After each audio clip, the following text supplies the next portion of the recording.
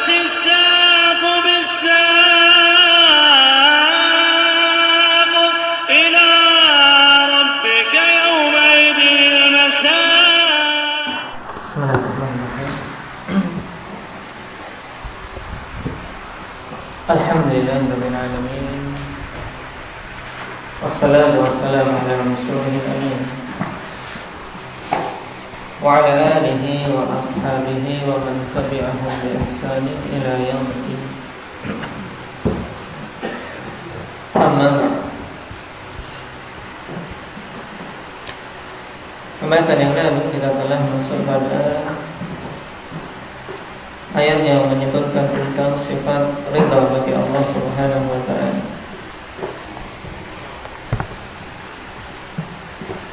Ayatnya tersebut bagaimana? Oke. Radhiyallahu anhum wa radu anhu. Baik. Yang keridhaan ini merupakan nikmat Allah Subhanahu wa taala yang paling besar. Dalilnya apa?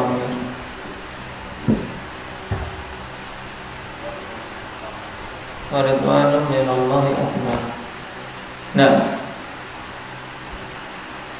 dan sudah telah kita ambil ayat berhubungan dengan penetapan sifat ghadab, dan sifat kemarahan atau kemurkaan Allah Subhanahu wa taala. Dalilnya apa? Indah ya Irba.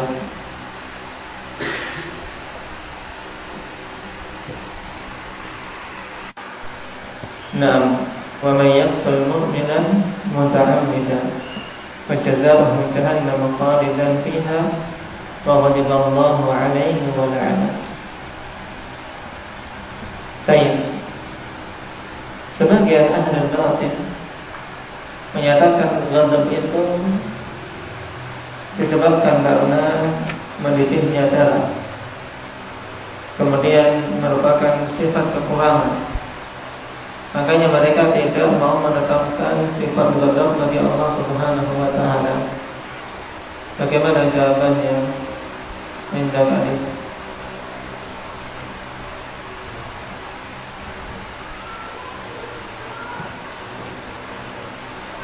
Bahasa mereka katakan itu ghadab pada makhluk, sedangkan ghadab pada Allah Subhanahu wa taala sesuai dengan kemuliaan dan kesempurnaan Allah Subhanahu wa taala, tidak sama dengan ghadab yang ada pada makhluk. Baik. Kita lanjutkan. Wa qauluhu ta'ala dzalika bi annahum ittaba'u ma askhata Allah wa karihu ridwana. Ya, demikian itu dikarenakan mereka mengikuti hal-hal yang Allah Subhanahu wa taala menjadikan murka, dan mereka membenci keridhaan Allah Subhanahu wa taala. Hal-hal yang membuat Allah murka berupa kemaksiatan, kekufuran mereka lakukan, dan hal-hal yang mendatangkan keridhaan Allah Subhanahu wa taala mereka benci. Dan ini perkara yang mengkhawatirkan kalau sampai seseorang terjatuh dalam keadaan sebagaimana yang terjadi pada mereka-mereka yang disebutkan dalam ayat ini. Nah, kita baca penjelasan Al-Allamah Al-Fauzan hafizahullah. Wa qauluhu dzalika bi annahum ay ma dzukira fil ayati qablaha min shiddati tawaffil malaikati lil kuffari min ajli annahum ittaba'u ma askhata Allah. Dzalika, demikian itu. Nah, dikarenakan mereka, maksudnya yang disebutkan di dalam ayat sebelumnya. Nah, berupa kerasnya para malaikat dalam mencabut nyawa orang-orang kafir. Kenapa kalau orang-orang kafir ketika matinya sangat keras? Bagaimana ayat sebelumnya? Indahnya Ukasha sebelum ayat ini. Baik.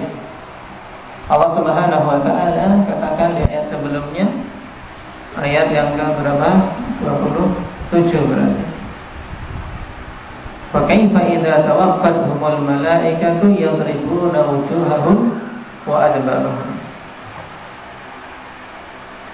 Nah, fa kaifa idza tawaffatuhumul malaikah, maka bagaimana tatkala para malaikat mematikan mereka? Yadribuna wujuhahum wa adbarahum. Para malaikat tersebut memukul wajah-wajah mereka dan punggung-punggung mereka. Yaitu apa? Mereka mendapatkan kekerasan, baik, dan hal yang sangat menyakitkan ketika mau dicabut nyawanya. Kenapa? Sebabnya dzalika bi annahum ittaba'u ma askhata. Dikarenakan mereka mengikuti hal-hal yang menjadikan Allah Subhanahu wa taala murka, yaitu kemaksiatan, kekufuran. Dan sebaliknya wa karihu ridwanah. Naam. Qal ittaba'u ma askhata Allah minal inhimaki fil ma'asi wasyahawatil muharramah. Mereka mengikuti hal-hal yang menjadikan Allah Subhanahu wa taala murka. Berupa apa? Berupa inhimam fil ma'asi. Tenggelamnya mereka di dalam kemaksiatan-kemaksiatan dan syahwat yang diharamkan. Nah, menunjukkan mereka betul-betul masuk ke dalam apa? Bukan hanya sekedar cicip-cicip, tapi betul-betul inhimam, yaitu dia tenggelam masuk dalam perbuatan-perbuatan kemaksiatan dan syahwat yang diharamkan. Wal'iyadzubillah. Dan sebaliknya wakarihu ridwanah, mereka membenci hal-hal yang mendatangkan keridhaan Allah. Ai karihu ma yurdi. Mereka membenci hal-hal yang mendatangkan keridhaan Allah Subhanahu wa taala kepadanya minal imani wal a'malis shalihah, yang berupa keimanan dan amalan-amalan saleh. Dari syahid dari ayat ini jelas penetapan apa? Sifat apa? As-sakhat bagi Allah Subhanahu wa taala. Bahwasanya Allah Subhanahu wa taala di antara sifatnya adalah sifat as-sakhat. Nah, sifat murka kepada hamba-hambanya yang pantas dimurkai.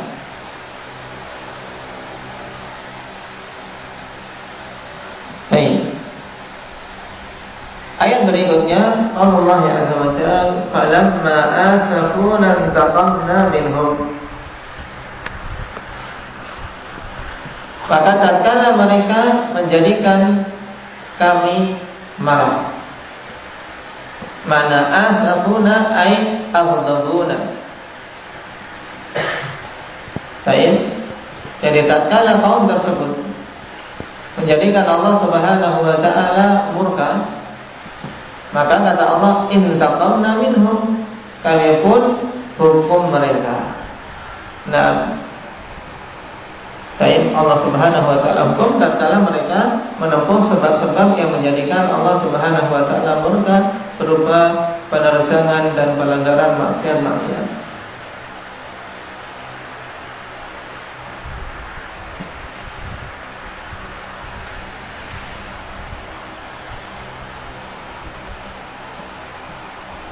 Maka Allah Subhanahu wa taala pun tenggelamkan mereka. Karena ayat ini berhubungan dengan kaum Nuh alaihi salam. Baik. Atau apa? Berhubungan dengan Fir'aun, sama-sama dihukum dengan ditenggelamkan. Falamma asafuna intaqamna minhum fa aghraqnahum ajma'in. tatkala mereka menjadikan kami marah, intaqamna minhum ay aqabnahum, kami pun hukum mereka, wal intiqam huwa asyaddul uqubah. Ini diingat-ingat. Intiqam adalah apa? Sedahsyat-dahsyatnya hukuman. Ini apa? Mereka mendapatkan hukuman di dunia berupa ditenggelamkan di lautan, dan di akhirat afanillah mendapatkan azab yang tidak pernah berhenti, bahkan bertambah terus setiap hari.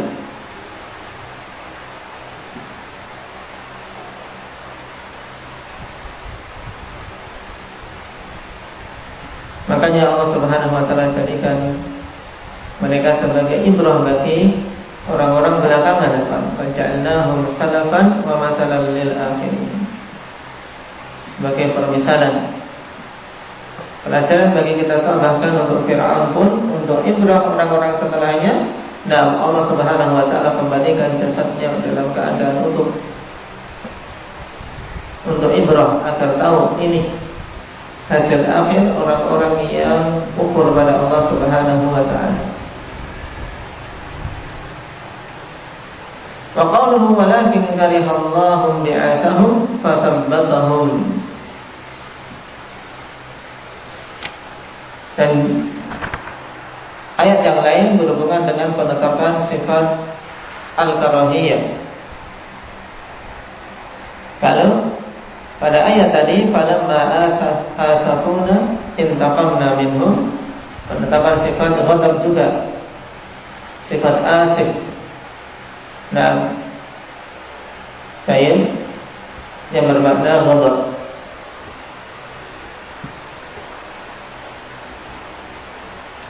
Pada surat At-Taubah ini, walakin karihallahum bi'atahum, akan tetapi Allah Subhanahu wa taala membenci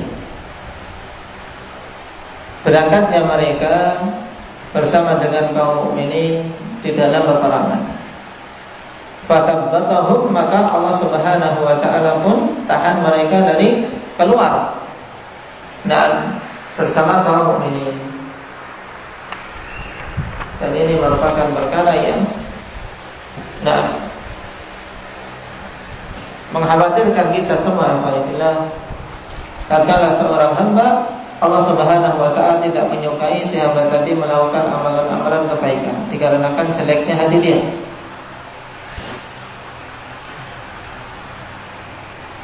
Dan telah kita baca dulu perkataan al-Allamah Ibnu Utsaimin rahimahullah taala berhubungan dengan ayat ini, ya.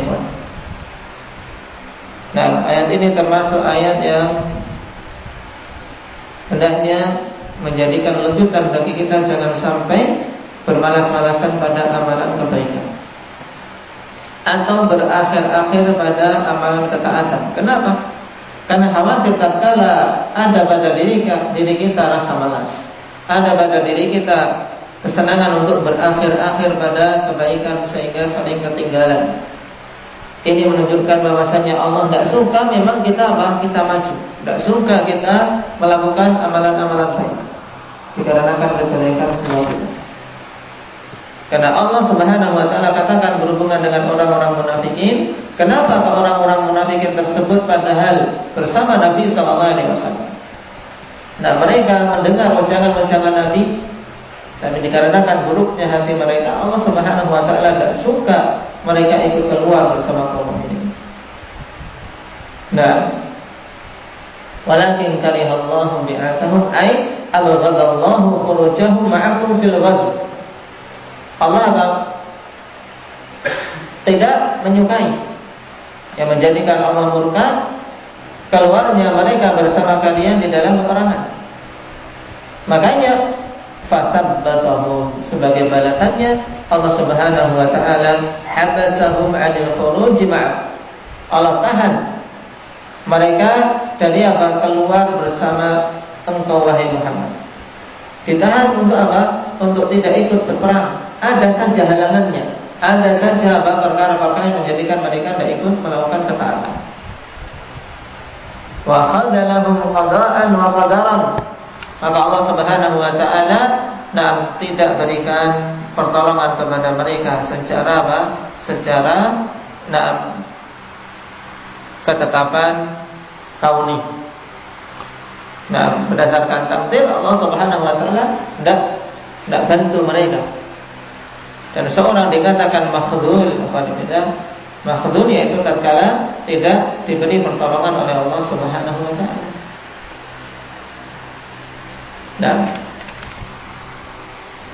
Dan ini butuh sering-sering dicek. Kalau seorang hamba kok setiap mau melakukan ketaatan ada saja yang menghalangi, tidak ada kemudahan-kemudahan padanya.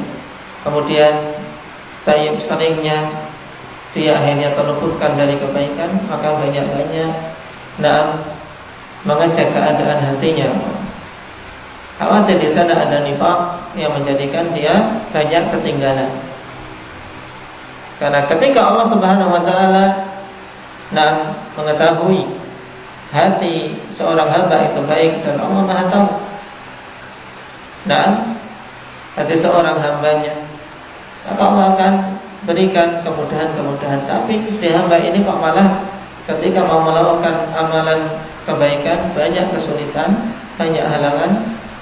Ini khawatir dikarenakan memang buruknya niatan-niatan kita. Baik, wa khadalahum qada'an wa qadaran wa in kana qad amarahum bil ghazwi syar'an.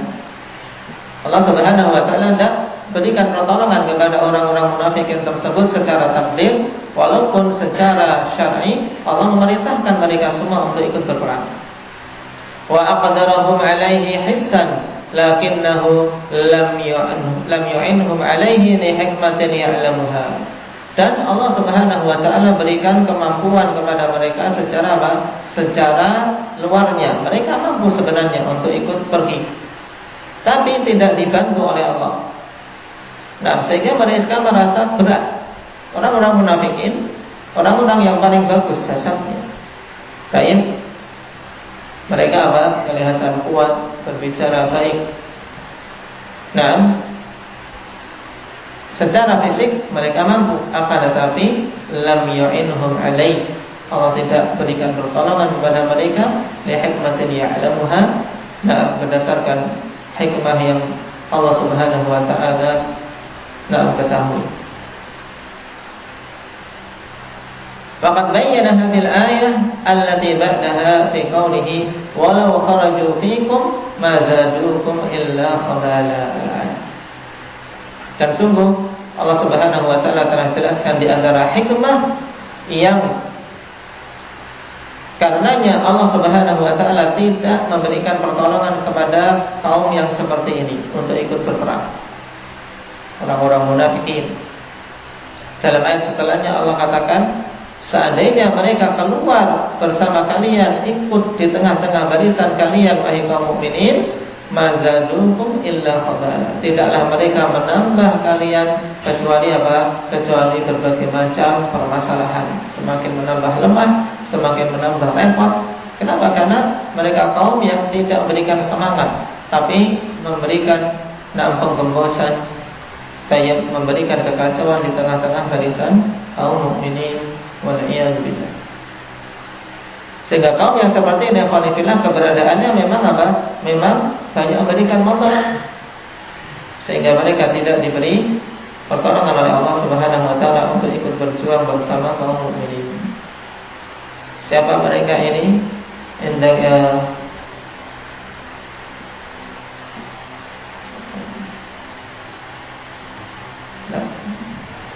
Siapa itu? Hanafi.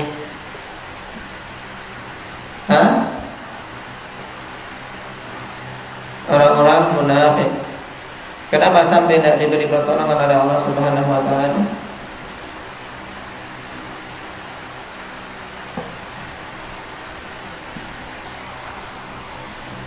Karena nifaq yang ada pada mereka, hati mereka buruk, sehingga Allah tidak suka mereka ikut berada di tengah-tengah kaum mukminin. Wal'iyadzubillah. Syahid dari ayat ini penetapan sifat karahiyah bagi Allah Subhanahu wa ta'ala. Baik, ada berkelanjutannya insyaallah kita ambil pada pertemuan berikutnya. Yang belum sampai di sini menghafalnya segera disusul. Assalamualaikum warahmatullahi wabarakatuh.